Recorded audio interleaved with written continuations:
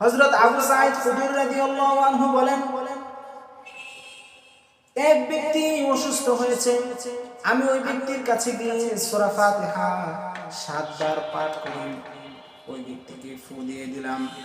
সূরা ফাতিহার বরকতে, ফজিলতে মুহূর্তের মধ্যে সেই ব্যক্তিকে সুস্থ করে দিলেন কে? সুনান ইবনে মাজাহ হাদিসের কিতাব, সেখানে একটি পরিচ্ছেদ এসেছে, বাবুল ইস্তিশফা'i বিল কুরআন, আল্লাহর কোরআন দিয়ে আরোগ্য লাভ করার অধ্যায়। সেখানে হাদিস এসেছে, আল্লাহর নবী ইরশাদ করেছেন, খায়রুদ দাওয়াইল কুরআন, সর্বশ্রেষ্ঠ ঔষধ হলো আল্লাহর কোরআন। এই হাদিসের ব্যাখ্যায় বিশ্ববরণ্য মুহাদ্দিস হাফেজ জালালউদ্দিন সুয়ুতী রাহমাতুল্লাহি আলাইহি লিখেছেন, সূরা ফাতিহার প্রতিটা অক্ষরে আল্লাহ পাক ৭০টি করে রোগের ঔষধ রেখে দিয়েছেন। এরপরে ওই সাহাবী, ওই নেতা পাশে বসে ৭ বার সূরা ফাতিহা পাঠ করে ওই নেতাকে ফু দিয়ে দিলেন। ফু দেওয়ার সাথে সাথে মুহূর্তের মধ্যে সেই নেতাকে সুস্থ করে দিলেন কে? আলহামদুলিল্লাহ, আলহামদুলিল্লাহি ওয়া কাফা ওয়া সালামুন আলা ইবাদিহিল্লাযীনা ইসতাফা। আম্মা বা'দু ফাআউযু বিল্লাহি মিনাশ শাইতানির রাজীম।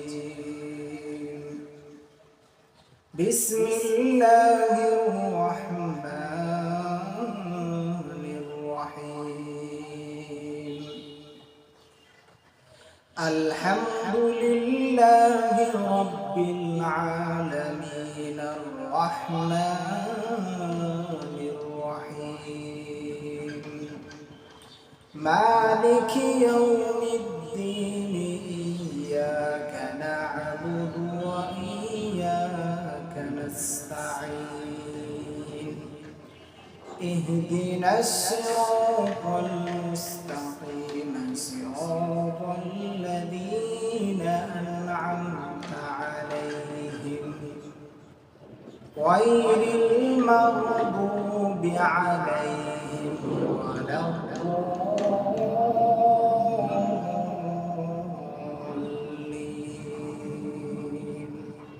আমিন। সর্বপ্রথম শুকরিয়া আদায় করছি সেই মহান আল্লাহ রাব্বুল আলামিনের দরবারে, যার অশেষ মেহেরবানিতে, অশেষ কৃপায় আজকে আপনাদের সামনে একটি গুরুত্বপূর্ণ বিষয় নিয়ে উপস্থিত হতে পেরেছি। এই জন্যে সেই মহান মনিবের দরবারে শুকরিয়া আদায় করছি, কালিমাতুশ শুকর, আলহামদুলিল্লাহ। প্রিয় দর্শক ও শ্রোতা মণ্ডলী, আজকে আমরা যেই বিষয়টি নিয়ে, যেই সূরাটি থেকে আলোচনা করব, সেই সূরাটির নাম হচ্ছে সূরাতুল ফাতিহা। কোরআনুল কারীমের মধ্যে ১১৪টি সূরার মধ্যে সেই সূরাগুলো নামকরণ করার কয়েকটি পদ্ধতি রয়েছে। এর মধ্যে একটি পদ্ধতি হচ্ছে সূরাকে নামকরণ করা হয় সেই সূরার মধ্য থেকেই শব্দ চয়ন করে। যেরকম সূরাতুন নাস, এই সূরাটাকে সেই সূরা থেকেই শব্দ চয়ন করে নাম রাখা হয়েছে। কুল আউযু বিরাব্বিন নাস, মালিকিন নাস, ইলাহিন নাস, এই যে নাস শব্দগুলো আপনারা দেখতে পাচ্ছেন, এই নাস শব্দটাকে চয়ন করে সূরার নাম রাখা হয়েছে সূরাতুন নাস। সূরা নামকরণ করার আরেকটি পদ্ধতি হচ্ছে সেই সূরার সারমর্মের উপর নির্ভর করে সূরাকে নামকরণ করা হয়। যেরকম সূরাতুল ইখলাস, এই সূরাটিকে যে কুল হুয়াল্লাহু আহাদ, আল্লাহুস সামাদ, লাম ইয়ালিদ ওয়া লাম ইউলাদ, এই পুরা সূরার মধ্যে ইখলাস শব্দটি আপনি খুঁজে পাবেন না। কিন্তু এই সূরার মধ্যে যে আল্লাহ তাআলার একাত্মবাদ, তাওহীদ, ইখলাসের কথা বলা হয়েছে, এই সারমর্মের উপর নির্ভর করে সূরার নাম রাখা হয়েছে সূরাতুল ইখলাস। সূরা নামকরণ করার আরেকটি পদ্ধতি হচ্ছে সূরার নামকরণ করা হয় কোনো ঘটনাকে কেন্দ্র করে। যেরকম সূরাতুল কাহফ, আমরা জানি সূরা কাহফের মধ্যে যে কাহফবাসীদের ঘটনা বর্ণিত হয়েছে, সেই কাহফবাসীদের ঘটনাকে কেন্দ্র করে সূরার নামকরণ করা হয়েছে সূরাতুল কাহফ। কিন্তু সূরা ফাতিহা এটি অন্য সকল সূরা থেকে ভিন্ন রকম, অন্যরকম, কারণ এই সূরাটি অন্য সকল সূরা থেকে মর্যাদাপূর্ণ, তাৎপর্যপূর্ণ। এজন্য এই সূরার শুধু একটি নাম নয়, বরং এর একাধিক নাম রয়েছে। এই সূরার অক্ষর সংখ্যা হচ্ছে 113, শব্দ সংখ্যা হচ্ছে 25টি, আয়াত সংখ্যা হচ্ছে 60টি। এই সূরাটি নাযিল হওয়ার স্থান হচ্ছে আল মাক্কাতুল মুকাররমা, অর্থাৎ নবী করিম সাল্লাল্লাহু আলাইহি সাল্লামের মাক্কি জিন্দেগিতে এই সূরাটি নাযিল করা হয়েছে। এজন্য তাফসীরকারকদের ভাষায় এই সূরাটিকে মাক্কি সূরা বলা হয়। নাযিল হওয়ার দিক থেকে এই সূরাটি তৃতীয় নম্বর, কোন কোন মুফাসসিরিনে কেরাম বলেছেন পঞ্চম নম্বর, একটু ভিন্নতা রয়েছে। তবে পূর্ণাঙ্গ সূরা নাযিল হওয়ার দিক থেকে এই সূরাটি প্রথম, 1 নম্বর। মানে আগে আংশিক সূরা নাযিল হয়েছে, যেরকম সূরাতুল আলাকের প্রথম 5টি আয়াত নাযিল হয়েছে জাবাল নূরের হেরা নামক স্থানে। এমনিভাবে সূরাতুল মুজাম্মিলের প্রথম কিছু আয়াত নাযিল হয়েছে, মুজাম্মিলের কিছু আয়াত নাযিল হয়েছে। তবে সর্বপ্রথম পূর্ণাঙ্গ সূরা হিসাবে যে সূরাটি নাযিল হয়েছে সেই সূরাটির নাম হচ্ছে সূরাতুল ফাতিহা। এখন আসুন আমরা এই সূরার শানে নুজুলটা জেনে আসি, এই সূরা নাযিল হওয়ার কারণটা। তার আগে আমরা শুনে নিই শানে নুজুল কাকে বলে। শানে নুজুল হচ্ছে কোন প্রশ্নের জবাবে যে আয়াত বা সূরা নাযিল করা হয়, ওই প্রশ্নটাই এই সূরা নাযিল হওয়ার কারণ। অথবা কোন প্রেক্ষাপটকে সামনে রেখে যে সূরা বা আয়াত নাযিল করা হয়, ওই প্রেক্ষাপটটা বা ওই অবস্থাটা হচ্ছে এই সূরা নাযিল হওয়ার কারণ। এটাকে তাফসীরকারকদের ভাষায় সবাবে নুজুল বা শানে নুজুল বলা হয়। তো এই সূরা ফাতিহা শানে নুজুল হচ্ছে আল্লাহর নবী বিশ্বনবী জনাবে মুহাম্মদুর রাসূলুল্লাহ সাল্লাল্লাহু আলাইহি ওয়াসাল্লামের যখন 40 বছর একদিন অতিবাহিত হলো, তখন জিবরাইল আমিন তার উপরে জাবালে নূরের হেরা নামক স্থানে সূরা আলাকের প্রথম 5টি আয়াত নাযিল করেন। এরপরে আয়াতগুলো নাযিল করে জিবরাইল আমিন চলে গেলেন। এদিকে বিশ্বনবী কোরআনে কারিম স্বাদ পেলেন, মজা পেলেন, তিনি আবার তার উপরে এরকম কোরআন নাযিল করা অপেক্ষা করতেছেন।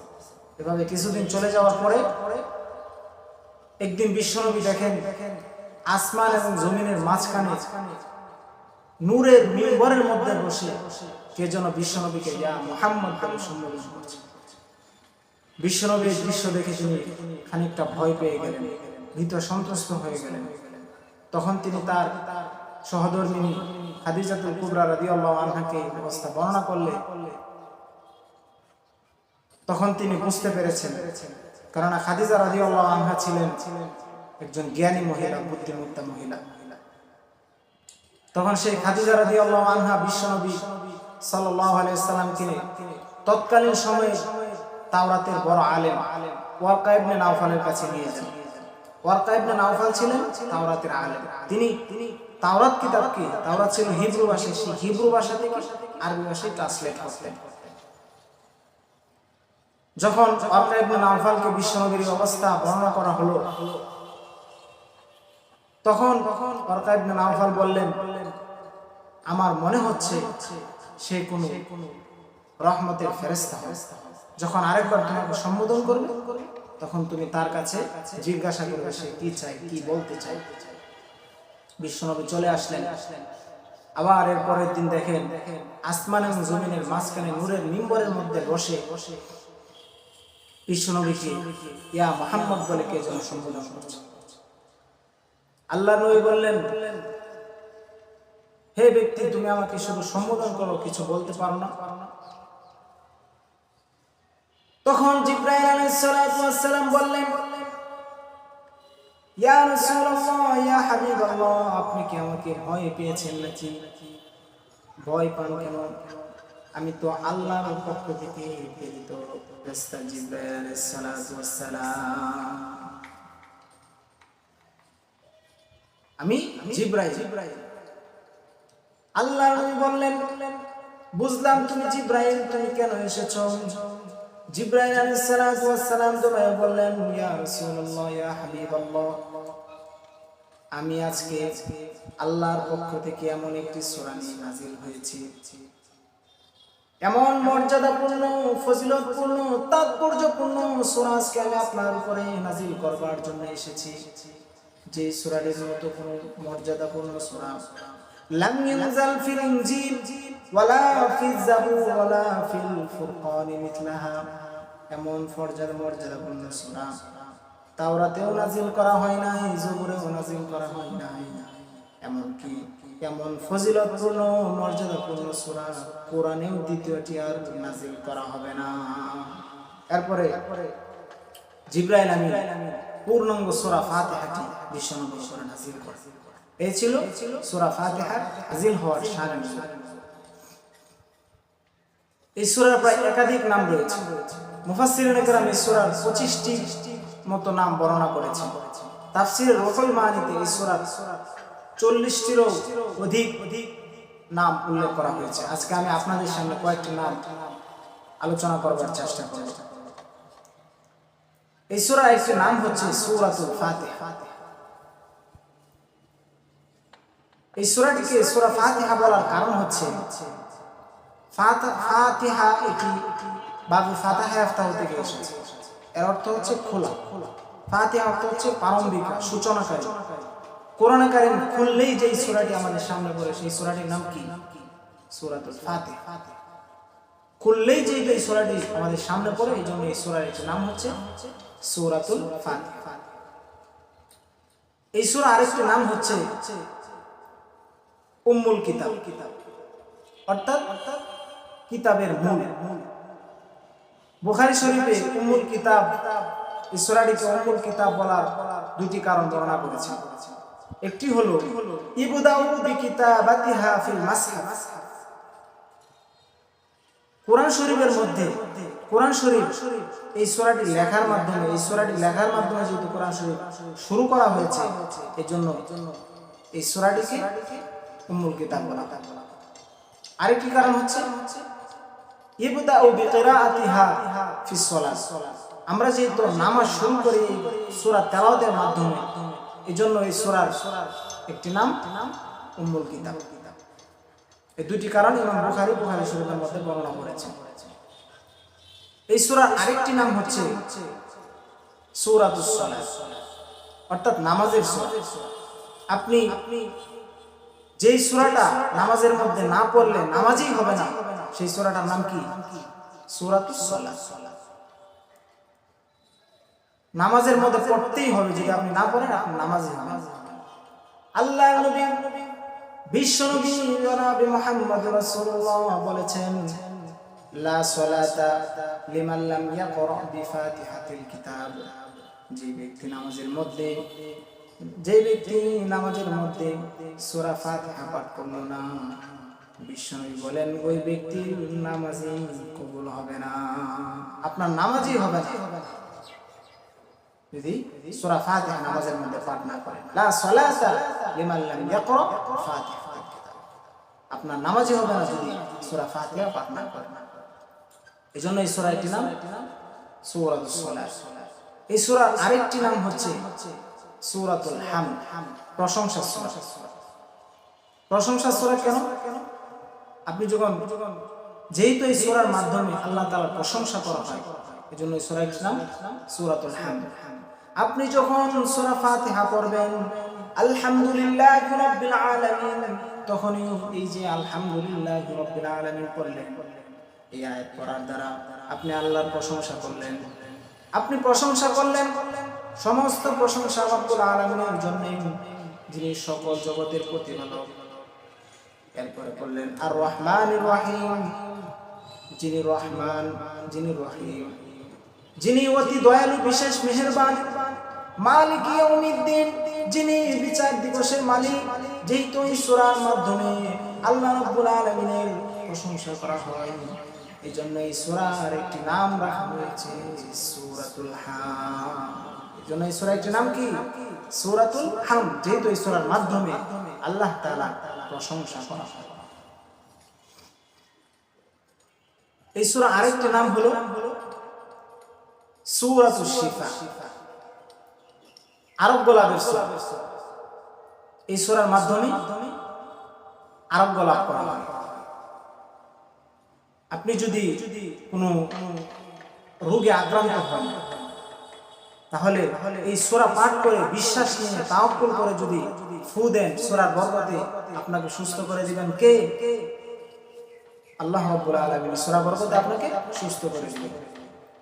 হযরত আবু সাঈদ খুদরি রাদিয়াল্লাহু আনহু বলেন,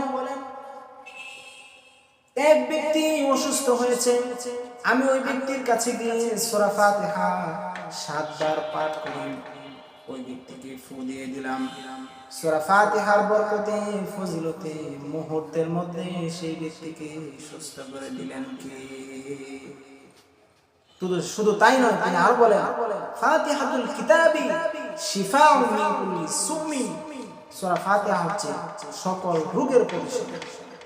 সকল রোগ থেকে আরোগ্য লাভ করা যায় একটা সূরার মাধ্যমে। সেই সূরাটার নাম কি? সূরা ফাতিহা।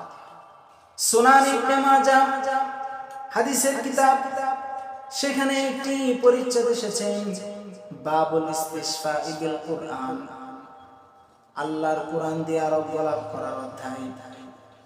সেখানে হাদিস এসেছে আল্লাহর নবী ইরশাদ করেছেন, খায়রুদ দাওয়াইল কুরআন, সর্বশ্রেষ্ঠ ঔষধ হলো আল্লাহর কোরআন।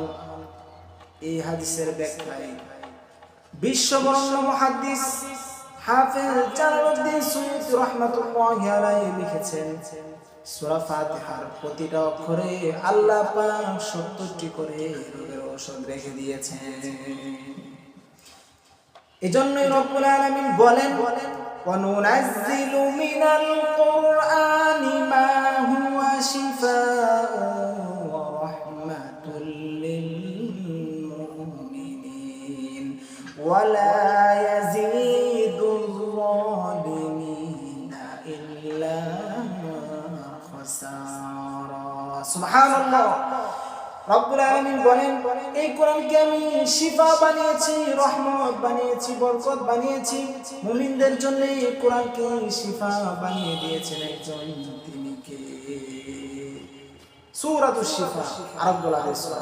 সকল রোগ থেকে আরোগ্য লাভ করা যায় এই সূরা পাঠ করে, ফু দিয়ে। এই সূরা আরেকটা নাম হচ্ছে সূরাতুর রুকিয়া, ঝাড়ফুঁকের সূরা। আপনি যদি বা কোনো ব্যক্তি যদি রোগে আক্রান্ত হয় আর এই সূরা পড়ে ফু দেন যদি ওই ব্যক্তিকে, তাহলে সূরা বরকতে সেই ব্যক্তিকে সুস্থ করে দিবেন কে? একবার সহিহ বুখারীর মধ্যে হাদিসটি, সহিহ বুখারী ও মুসলিমের মধ্যে হাদিসটি এসেছে, এক সাহাবায়ে কেরামদের এক দল এক সম্প্রদায়ের পাশ দিয়ে যান। তখন তারা ক্ষুধায় আক্রান্ত হলে তখন ওই সম্প্রদায়ের কাছে যখন সাহাবায়ে কেরামদের দল মেহমানদারি চাইলে তারা অস্বীকার করে। তারা বলে, তোমরা কোথায়, কে, তোমাদের পরিচয় কি? তখন তারা বলল, আমরা হলাম মুসলিম। তখন ইহুদিরা বলল, তোমরা মুসলিম আর আমরা হচ্ছে ইহুদি, আমরা ইহুদিরা তোমরা মুসলিমদেরকে আপ্যায়ন করাবো না। তখন তারা চলে আসলেন। মুহতারাম হাজিরিন, এই তেরামির বক্রতা এটা শুধু বর্তমান ইহুদিদের না, বরং এটা আগে থেকেই চলে আসছে। এটা শুধু আমাদের নবী বিশ্ব নবী জনাবে মুহাম্মদ রাসূলুল্লাহকে জ্বালায়নি, তারা তাদের নবী মূসাকেও ইহুদিরা জ্বালিয়েছে। পৃথিবীতে সর্বশ্রেষ্ঠ খারাপ জাতির নাম হচ্ছে ইহুদি সম্প্রদায়। সাহাবায়ে কেরাম চলে আসলেন। কিছুক্ষণ পরে দেখেন সেই সম্প্রদায়ের লোকদের মধ্যে চিৎকারের আওয়াজ শোনা যাচ্ছে। আওয়াজ শুনে সাহাবায়ে কেরাম দৌড়ে সেই সম্প্রদায়ের কাছে গেলেন। গিয়ে দেখেন তাদের যেই সম্প্রদায়ের নেতা রয়েছে তাকে সাপে দংশন করেছে। আর এক বর্ণনা এসেছে বিচ্ছু তাকে দংশন করেছে। তখন সেই সম্প্রদায়ের লোকেরা বলল, তোমাদের মধ্যে কি কেউ ঝাড়ফুঁক করতে পারে, ফু দিতে পারে? তখন আমাদের মধ্য থেকে একজন চলে গেলেন ঝাড়ফুঁক দেওয়ার জন্য। আরেক বর্ণনায় আবু সাঈদ খুদরি রাদিয়াল্লাহু আনহু তিনি নিজেই চলে গেলেন। তিনি বললেন, হ্যাঁ যা আমি ঝাড়ফুঁক করতে পারি, তবে আমাদেরকে এতগুলো ছাগল দিতে হবে। এক বর্ণনায় তিনি 30টি ছাগল চেয়েছেন, আরেক বর্ণনায় তিনি 100 ছাগলের কথা বলেছেন। বলেন ঠিক আছে, তুমি আগে আমাদের নেতাকে ভালো করো, তোমাকে দেওয়া হবে। এরপরে ওই সাহাবী ওই নেতার পাশে বসে 7 বার সূরা ফাতিহা পাঠ করে ওই নেতাকে ফু দিয়ে দিলেন। ফু দেওয়ার সাথে সাথে মুহূর্তের মধ্যে সেই নেতাকে সুস্থ করে দিলেন কে? মুহূর্তের মধ্যে সেই নেতা ভালো হয়ে গেছে, তার সাপের বিষ চলে গিয়েছে, পানি হয়ে গেছে সাপের বিষ। এরপরে সেই বকরিগুলো ছাগলগুলো নিয়ে তিনি চলে আসলেন, সাহাবায়ে কেরামদের কাছে আসলেন। সাহাবায়ে কেরাম মধ্যে দ্বিমত পোষণ হয়ে গেল। একদল সাহাবায়ে কেরাম বললেন, এই ছাগলগুলো নিয়েছো, তুমি ফু দিয়ে নিয়েছো, এটা আমাদের জন্য জায়েজ হবে না। আরেকদল সাহাবায়ে কেরাম বললেন, জায়েজ না হওয়ার কোনো কারণ নেই, কারণ এগুলো আমরা নিয়েছি বা এগুলো নিয়ে আনা হয়েছে কোরআন ফু দিয়ে আনা হয়েছে, সুতরাং এটা খাওয়া জায়েজ। এরপরে দ্বিমত পোষণ করার পরে বিশ্বনবীকে যখন তারা এই বিষয়টি অবহিত করলেন, বিশ্বনবী বললেন, তোমরা তো এটা শুধু জায়েজ হবে না, তোমরা তো কোরআনের দাম বৃদ্ধি করে দিয়ে এসেছো, আর এটা তো তোমরা তো কোরআনের দাম বাড়িয়ে দিয়েছো। তখন নবী করিম সাল্লাল্লাহু আলাইহি ওয়াসাল্লাম জিজ্ঞাসা করলেন, আমা আদরাকা আন্নাহা রুকিয়া, এই সাহাবী তুমি কি করে জানলে যে এই সূরাতে ঝাড়ফুঁক করা যায়? তখন সাহাবী বললেন, ইয়া রাসূলুল্লাহ, আপনি তো আমাদেরকে শিখিয়েছেন। তখন নবী করিম সাল্লাল্লাহু আলাইহি ওয়াসাল্লাম বললেন, এটা অবশ্যই জায়েজ, তোমরা যা নিয়েছো 30টি বা 100টি বকরি যাই নিয়েছো, তোমরা নেওয়ার পরে যদি আরো কিছু বাকি থাকে, অবশিষ্ট থাকে, আমার জন্য কিছু রেখে দিবে। তো এই জন্য এই সূরা হচ্ছে ঝাড়ফুঁকের সূরা। এই সূরা যদি পাঠ করে আপনি ফু দেন, রোগাক্রান্ত ব্যক্তিকে, যত বড় রোগী হোক, সূরার বরকতে আপনাকে সুস্থ করে দিবেন কে? অনেকে বলে, হুজুর আমি তো জীবনে কতবার সূরা ফাতিহা পড়ে ফু দিলাম, কই আমার তো পেটে ব্যথা ভালো হয় না। যেটা বলছে ওইটা একটা ডাকাত। আরে মিয়া, তুমি সূরা ফাতিহা পড়ে পাঠ করে ফু দেওয়ার পরে ভালো হয় নাই, এটা সূরা ফাতিহার সমস্যা না, বরং তোমার ফুর মধ্যে সমস্যা, তোমার ঈমানের মধ্যে সমস্যা। তুমি সেরকম আল্লাহর উপরে তাওয়াক্কুল করতে পারো না, তুমি সেরকম আল্লাহর উপরে বিশ্বাস রেখে ঈমান এনে যদি ফু দিতে পারো, আল্লাহর পক্ষ থেকে প্রতিশ্রুতি রয়েছে, ইনশাআল্লাহ অবশ্যই অবশ্যই তোমার পেটে ব্যথা ভালো হবে। ফু দেওয়ার মধ্যে বেশ কম আছে না নাই? পার্থক্য আছে না নাই? এমন অনেক ব্যক্তি রয়েছে সারাদিন মোমবাতির মধ্যে ফু দেয়, কিন্তু মোমবাতি নিবে না। কিন্তু দুনিয়াতে এমন অনেক আল্লাহর বান্দা রয়েছে, তারা পানির মধ্যে ফু দিলে পানির মধ্যে আগুন ধরে যায়। কথা বলেন ঠিক কেন? বিশ্বনবীর ফুর মধ্যে বরকত বেশি না কম? সাহাবায়ে কেরাম বলল, ইয়া রাসূলুল্লাহ, ইয়া হাবিবাল্লাহ, আমাদের কূপের মধ্যে পানি নাই, আমাদের কূপের পানির লেয়ার অনেক নিচে নেমে গিয়েছে, আমরা পানি উঠাতে পারি না গো নবী, আপনি এসে আমাদের জন্য দোয়া করে দেন। বিশ্বনবী আসলেন, এসে ওযু করলেন, কুলি করলেন, কুলির সামান্য পানি সেই কুয়ার মধ্যে ছেড়ে দিলেন। ছেড়ে দেওয়ার সাথে সাথে পাম্প মেশিন দিয়ে পানি উঠালে যেমন পানি লাফিয়ে লাফিয়ে পানি উপরে উঠে, মুহূর্তের মধ্যে সেই কূপের লেয়ারের নিচ থেকে লাফিয়ে লাফিয়ে পানি উপরের দিকে উঠতে শুরু করেছে। আরেক সাহাবী বলল, ইয়া রাসূলুল্লাহ, আমাদের সেই লবণাক্ত কুয়ার পানি আমরা পান করতে পারি না গো নবী, আপনি এসে আমাদের জন্য দোয়া করুন যাতে কুয়ার পানি মিঠা পানি হয়ে যায়। বিশ্বনবী আসলেন, এসে উঁচু করে কুলির সামান্য পানি সেই কুয়ার মধ্যে ছেড়ে দিলেন। ছেড়ে দেওয়ার সাথে সাথে 1000 বছরের লবণাক্ত কুয়ার পানিকে মুহূর্তের মধ্যে মিষ্ট পানি বানিয়ে দিলেন কি? পানি মিষ্টি হয়ে গেছে। এজন্য ফু দেওয়ার মধ্যে বেশ কম রয়েছে, পার্থক্য রয়েছে। প্রিয় উপস্থিতি, আজকে আমি আপনাদেরকে সূরা ফাতিহা পাঠ করার যে আমলটি রয়েছে, আজকে আমি আপনাদেরকে আমলটি দিয়ে যাই। ইনশাআল্লাহ আপনারা আমল করবেন, আপনার যত বড় রোগ চলে যাবে ইনশাআল্লাহ। আপনি প্রথমে তাহাজ্জুদের সময় উঠবেন, শেষ রাত্রে উঠে 4 রাকাত সলাতুল তাহাজ্জুদ, তাহাজ্জুদের নামাজ পড়বেন, 2 রাকাত সলাতুল হাজা পড়বেন, 2 রাকাত সলাতুল তাওবা পড়বেন। এরপরে শেষ রাতে আল্লাহর কাছে কান্নাকাটি করবেন। ফজরের নামাজের আগে আপনি আল্লাহর কাছে কান্নাকাটি করে নিষ্পাপ হবেন। ফজরের নামাজের পরে আপনার সেই জায়গা থেকে না উঠে সেই জায়গার মধ্যে বসে 11 বার দুরূদ ও সালাম পাঠ করবেন, 70 বার সূরা ফাতিহা পাঠ করবেন, আবার 11 বার দুরূদ ও সালাম পাঠ করবেন। এরপরে সেই পানির মধ্যে দম করে ফু দিয়ে ঢাকনা দিয়ে বন্ধ করে সেই পানিটি প্রতিদিন 3 বার খাবেন। এভাবে 41 দিন যদি আপনি আমলটি করতে পারেন, 41 দিনের মধ্যে ইনশাআল্লাহ যত বড় রোগ ব্যাধি হোক না কেন, তাকদীর যদি আপনার সাপোর্ট করে ইনশাআল্লাহ আপনার সেই রোগ ভালো হবে ইনশাআল্লাহ। তো আমরা এই আমলটি করবার চেষ্টা করবো ইনশাআল্লাহ। মুহতারাম হাজিরিন, বলতেছিলাম এই সূরা একটি নাম হলো সূরাতুর রুকিয়া, ঝাড়ফুঁকের সূরা। এই সূরা আরেকটি নাম হলো আস-সাবউল মাসানি, নিত্য পাঠনীয় শব্দ বাক্য বা 60টি বাক্য। আপনি যদি সূরা ফাতিহার 60টি আয়াত বা হাদিস আপনি নামাজের মধ্যে পাঠ না করেন, আপনার নামাজই হবে না। নিত্য পাঠনীয় শব্দ বাক্য এই সূরা আপনার নামাজের মধ্যে 60টি আয়াত পড়তেই হবে। রব্বুল আলামিন 15 নম্বর সূরাতুল হিজরের 87 নম্বর আয়াতের মধ্যে ঘোষণা করেছেন, ওয়ালাকাদ আতাইনাকা সাবআম মিনাল মাসানি ওয়াল কুরআনাল আযীম। ও নবী, আমি আপনাকে নিত্য পাঠনীয় 60টি বাক্য দান করেছি, সাথে সাথে কোরআনে আজিম দান করেছি। কোরআন আজিম এটা একটা মহান সূরা। কোন মুফাসসিরিন কেরাম বলেছেন, যদি সমস্ত কোরআন নাজিল না হয়ে শুধুমাত্র সূরা ফাতিহা নাজিল হতো, তাহলে একটি সূরাই মুমিনদের জন্য, মানুষের হেদায়েতের জন্য যথেষ্ট হয়ে যেত। কোরআন আজিম মহান এক সূরা।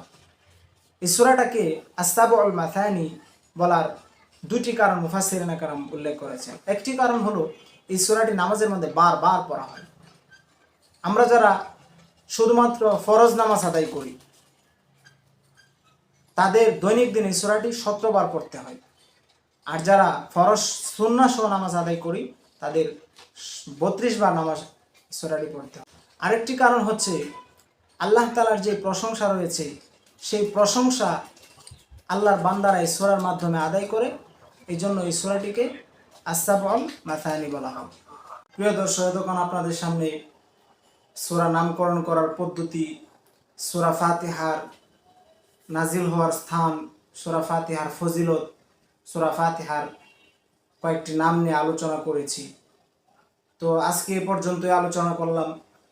সামনে পর্বে সূরা ফাতিহার যে আরো কিছু নাম রয়েছে, সেই নামগুলো নিয়ে আলোচনা করে এরপরে সূরা ফাতিহার ফজিলত, তাৎপর্য এবং মর্যাদা নিয়ে আলোচনা করব।